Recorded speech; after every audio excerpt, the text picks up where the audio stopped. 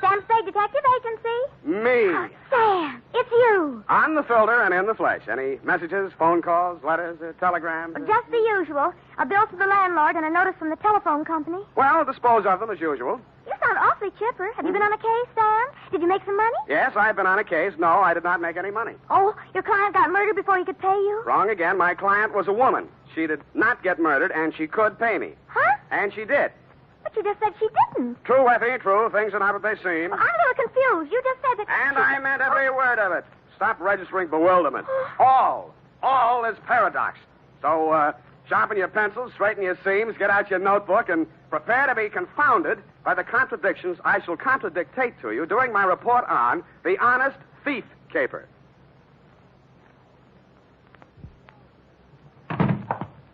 I'm not looking over for the clover. Oh, Sam, hello. Look alert, girl. We've many things to do. Up. Yes. You say the strangest things on the phone. Don't I? I don't believe I quite understood what it was all about. A natural misunderstanding. I didn't understand it myself. Date, To... Sergeant Frank Nilgas, robbery detail, San Francisco police. From Samuel Spade, license on 12756. You're fast today. Subject, Ben Comiskey. Who?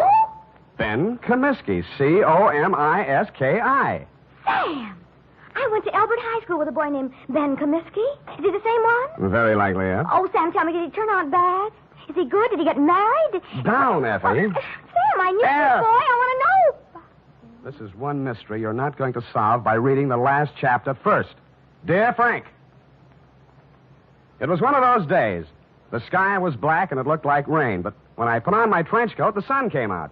At breakfast, it looked like I'd ordered fried eggs, and I wound up with pancakes. Also, I discovered I was wearing one blue sock and one black one. After that, I gave a cab driver a 5 instead of a 1 and let him ride off with the change. And there was one other thing. Sam, bank just called. You're overdrawn. They're nuts, Ev. I made a deposit 2 days ago. I checked, Sam. You didn't. You're nuts, too. I made out the slip myself, and Oh. Give me, Sam. I'll take it right down. Yeah, better do that, Angel. Yes. Excuse me. Oh. Can I help you, miss? Is this Mr. Spade? Come right in, miss. Sit down. Miss Perrine, you may go and do that. Instruct them that if such a mistake occurs again, I shall take my account elsewhere. Yes, sir.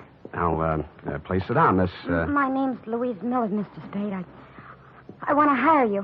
How much will it cost? Well, now, Miss Miller, let's talk about it a little I first. haven't much time, Mr. Spade. I have to be at the office in a half an hour, and I have to cross town.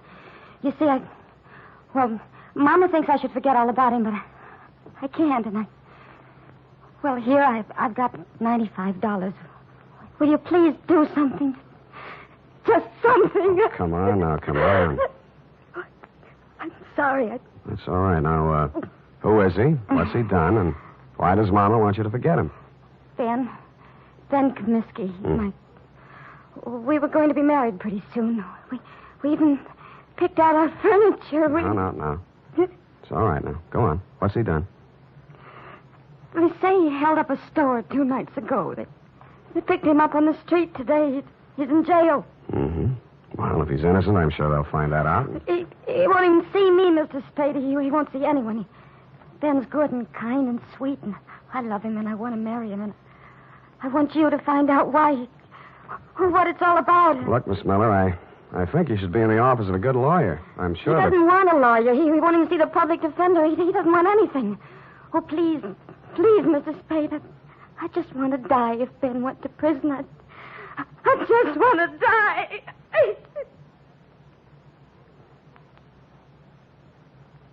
I'm no sentimentalist, but faith is a thing we're a little short on these days, so we came to terms. It was agreed she could pay me after the job was done if there was any job to do. She left for work, and I phoned you, Sergeant Nilgas, and found out Ben Comiskey had already been arraigned and was being held in the city jail. When I dropped in 20 minutes later, you walked me back to his cell. What's it all about, Sam? Dunno, just looking into it. He won't tell you anything. No? Kept his trap shut all the time he's been here. As far as we've been able to find out, no previous record, no background. Well, maybe it isn't so bad for him at that, huh? First degree, Sam. Liquor store proprietor, a man named Potter over on Army Street, identified him in the morning lineup. Just like that. Picked him out of a dozen guys we hauled in. Then what? We send a couple of the boys out to Comiskey's room and find all the dough in the dresser drawer, 900 clams. Here you are, Sam. Now what? Take it easy, Comiskey. This is Sam Spade. He wants to talk to you. Ben Comiskey was tall, dark-complexioned, about 29 or 30 years old. His hair was black, straight, and closely cropped. His features were regular, not good, not bad. I've seen plenty of hold-up men and gun-toters in my day, and he wouldn't have been cast in the part in my movie. I didn't know what I expected to say to him or what I expected him to say to me, but I didn't expect what I got. What are you trying to do? Get out of here.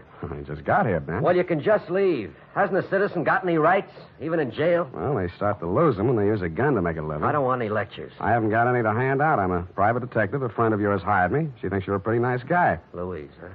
Why won't you see her? She's nuts. She ought to have her head felt.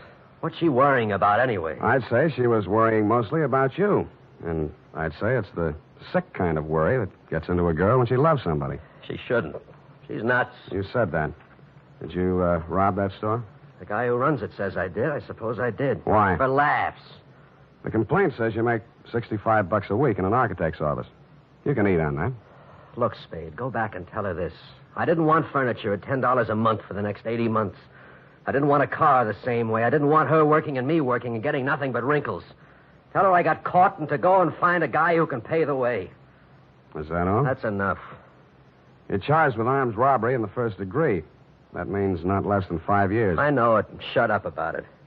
Why'd you turn down a lawyer? Hadn't you heard, Spade? They're holding up my indictment. I'm a prize pigeon. They think maybe I knocked over 10 or 12 other places in town. Did you? Sure, but don't worry about me. And tell Louise not to worry about me. I've got $1 million salted away, and I'm going to buy my way out through the DA's office. Okay. Have it your way, Ben.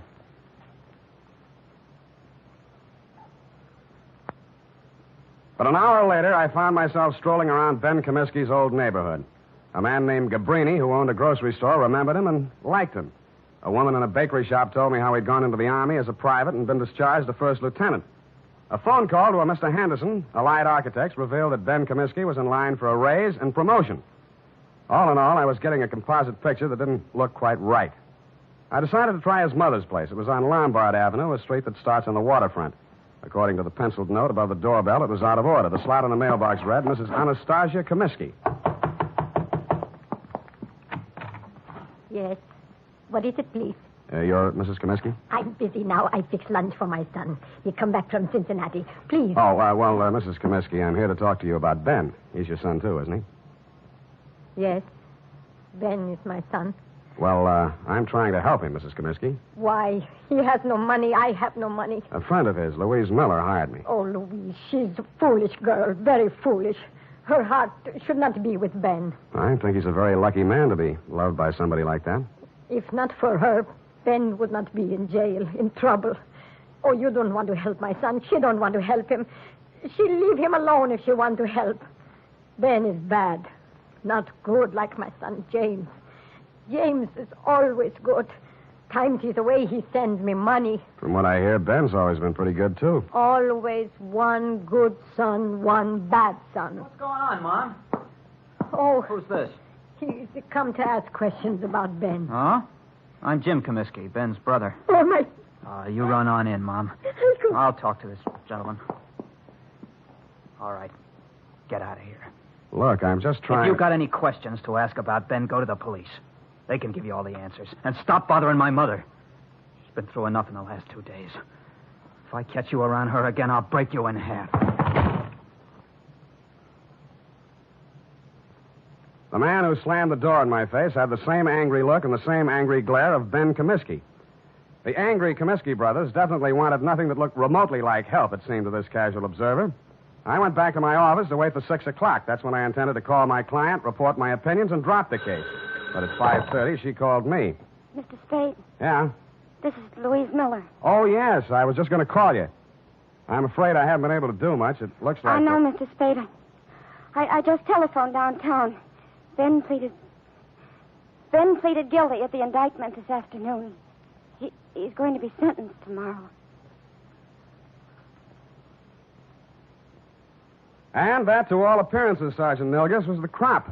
But 2 hours later, and for the second time in one day, I found myself doing what I didn't think I'd be doing. Walking around a dull, gray, 2-story apartment house on Adams Place.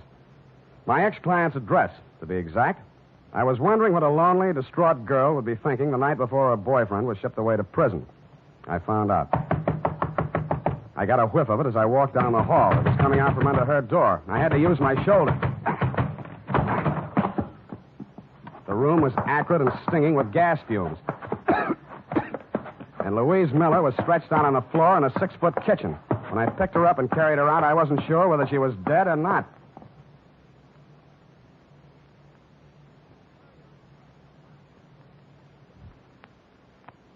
Ten seconds after I'd found Louise Miller, I'd called a police ambulance, and in a matter of minutes, an intern was working over her with a pulmotor. Her breathing became regular, and her pulse picked up, but she was still unconscious. Lieutenant Kelsey of Homicide showed up and said it was obviously a suicide attempt, which is his kind of ingenious thinking. I thought not. If she were going to commit suicide, she wouldn't have called first to pull me off the caper. She'd have let an insignificant detail like that take care of itself. No, she was too strong to pity herself and too sure of what her intuition told her to believe even Ben Comiskey's confession. With that kind of faith, I owed it to her to poke around the ashes while they were still hot. I did, and turned up a live coal in a faded blue shirt and wrinkled brown pants. Bert Singleby by name and by vocation, manager of the Greystone Arms Apartments. What kind of a girl was she? Oh, nice, clean, sincere. The kind mothers always want their sons to marry. Boy, I wish I'd listened to mine. Yeah, did you know her boyfriend, Ben Comiskey? Oh, salt hors d'oeuvre. What? I can't understand him pulling a hold-up like that. But then, the war, it did strange things to Yes, people. I guess it Yeah. did. Oh, I almost stayed in Europe and married myself up to a French doll myself. Yeah, I bet. But Sandra, that's my wife. She'd have hunted me down in Tibet. It was easier to come home facing music. Yeah, well, about Louise, you know any reason why she might commit suicide? Frankly, no. I met her in the hallway tonight, and she said, Mr. Singleby, she said, Ben didn't do that hold-up because I'm pretty sure I know who did. Well, I figure she's just keeping up a front. But if she did really know that Ben didn't do it, she wouldn't have turned on the gas now, would she? No, she wouldn't. Did she tell you who she thought did it? No, that's all she said. She's a quiet girl. Not like my wife. Now, Sandra. Yeah, did you see or hear anything that might have been suspicious or unusual around her apartment tonight? Now, look, I don't want to go around breaking up any homes or spreading dirty gossip around. Unless it involves Sandra's relatives. Mr. Singleby, I promise you, sir, that I'll treat any information you give me confidentially as long as I can. All right. Now, listen. Sandra told me not to say anything because it's a lot easier to rent a suicide apartment than a murder apartment. You know that? Confidentially, I'm a humanitarian. But if you tell anybody I said this, I'll just lie about it. I'll never tell a soul. Well, we were out of butter, see, so I had to run down to the store. Well, when I passed the mailboxes outside, a guy is standing there. He asked me which apartment Louise Miller was in, and I said 12B. What do you look like? Oh, let's see now. 5'10", medium build, tan suit, dark shirt, sort of wide-brim hat, kind of flashy. Mm-hmm. Wore 3 or 4 big rings, diamonds they looked like. 3 or 4 big diamond rings on each hand. The Iceman. Why didn't you tell all this to the police? Bert, who are you talking to? Don't you dare say a word about that poor girl. That's why. That is why. Sandra always says, keep your mouth shut and you keep out of trouble. But me, I don't know. I just love to Bert, talk. stop talking so much and close that door. Yes, Sandra, dear. I'm closing it.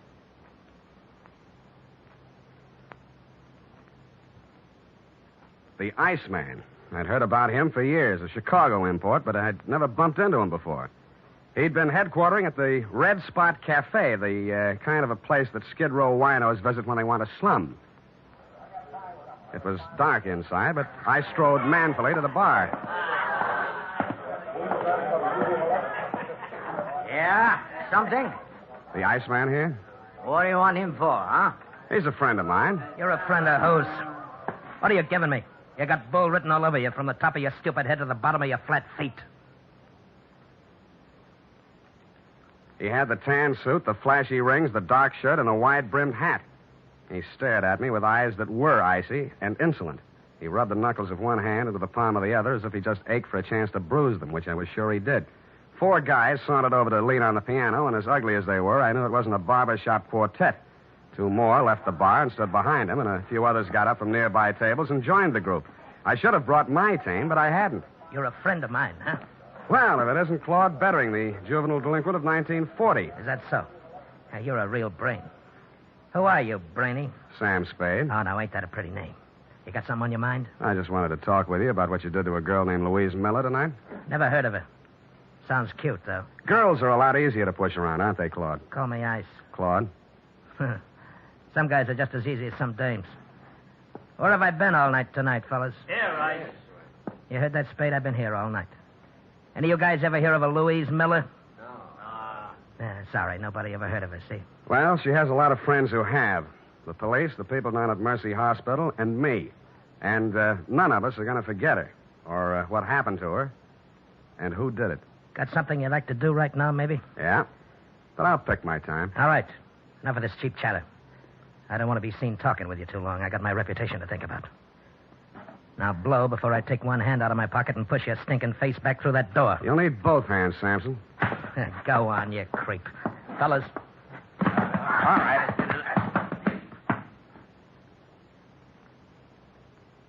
As I went rapidly through the door, Claude Bettering was standing, oily smile and all, polishing a couple of his oversized rings on his lapel. It was a picture I said I wouldn't forget, and I didn't. I went and rented myself a car, parked it down the block from the Red Spot Cafe, and waited almost all night. I knew that Louise Miller was not the kind of a girl who would have anything to do with a guy like Bettering. And if he came to her apartment, this must have been for some unloving purpose. Probably to keep her from telling who actually did the holdup Ben Comiskey had confessed to, if she found out the truth.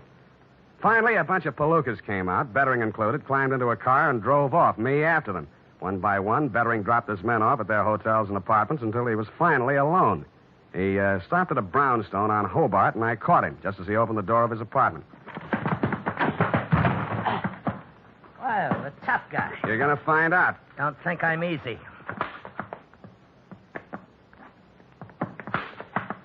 And he wasn't easy. He was 3 inches shorter and 25 pounds lighter, and wherever he had picked up his reputation for toughness, he earned it. But I never enjoyed a fight in my life any more than that one. I battered him to his knees and then to the floor, and he still wouldn't give up. You stinking creep. Why did you beat up Louise Miller? I didn't. Why? I didn't. Why? I didn't. Why? The apartment house manager identified you. He's a liar. Who did you do it for? Nobody. Who? Nobody. Who? You stinking creep. I'll push your face. Who? Who? Push your face.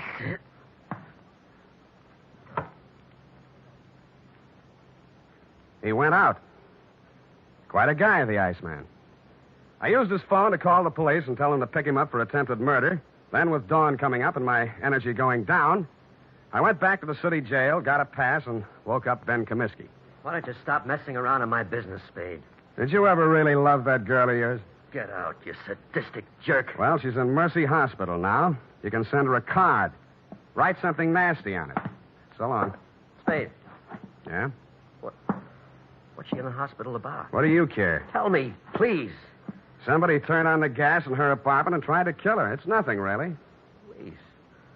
Who did it? Who did it, Spade? I think it was a guy named Claude Bettering. They call him the Iceman in certain circles. But why? That's what I'd like to know. Who's Bettering? I don't know. Your girl believed you were innocent, Comiskey, but you said you weren't. My guess is that somebody figured she knew something and tried to shut her up. I think Bettering was hired by somebody. Spade, look, I don't have any dough, see? But I want to get out of here. For one day. Do you know anybody who could raise the bail? I won't skip, and I'll pay back anything you want. Why? I gotta see somebody. I don't think I can. Who do you want to see? My lousy, dirty, low-down, no-good brother. He hired Bettering? Who else? He did everything. He's always done everything wrong. He held up that liquor store, but he's on parole, a 2-time felony offender. One more rap and he'd go up for 20 years. I did this for him, yeah. Look at me. I did it for him, and he tries to kill my girl.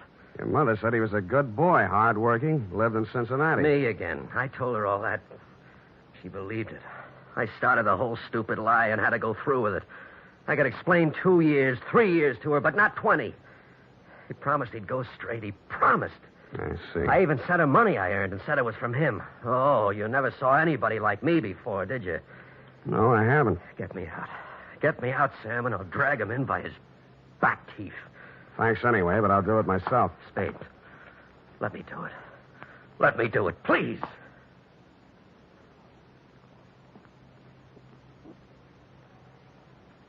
I drove over to Mrs. Comiskey's house and knocked on her door. She came out in a housecoat, hair mussed, and sleep still in her eyes. Yes? I'm sorry to bother you at this hour, Mrs. Comiskey, but is your son home, Jimmy? Jim, no, he went out last night. He didn't come back yet. I see. When do you expect him? Well, he didn't say. He didn't have to because I saw a closet door move and I was in and across the room. In a second, I pulled the door back, and Jim Comiskey came out, gun and all. I'll kill you. Jim, don't. You're going crazy. She hurried across the room, threw herself between Jimmy and me, and started wrestling the gun away from me. He put one hand flat on her face and knocked her halfway across the room. I went at him. He shot, but it went into the ceiling. I didn't give him a chance to do it again. Don't. You held up the liquor store, didn't you? Yeah. And hired Bettering to kill Louise Miller? Yeah. And you're going to take your own rap from now on. Yeah. Yes, I will.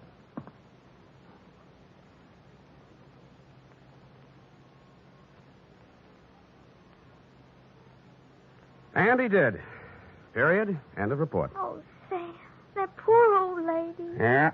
Yeah, she lived in a dream world built by a son who had too much heart and not enough common sense. But, Sam, that man in the liquor store identified Ben as the hold-up man. Well, when he saw the both brothers together, he realized he'd made a mistake. At night, with a hat pulled down and a collar up, anybody could have confused the Comiskey brothers. Sam, why is the world so cruel? Because people live in it. Now, go on and type it out, huh?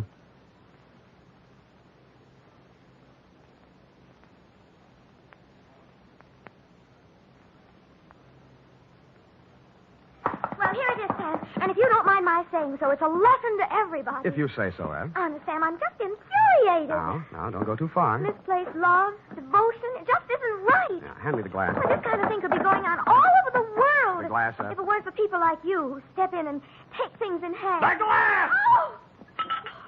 Here you are, Sam. Thank you, Miss Perrine. Honestly, Sam, well, just honestly, that's all. Are you finished? I have some sociological feelings, too. I'm just not an automat, a secretary you turn on and off with... Come here. Come here. With each new case, I have feelings. Effie, I just kissed you. I know what... I just kissed you. Oh, Sam. Delayed reaction. Must be the heat. Oh. Good night, Sam. Good night, sweetheart.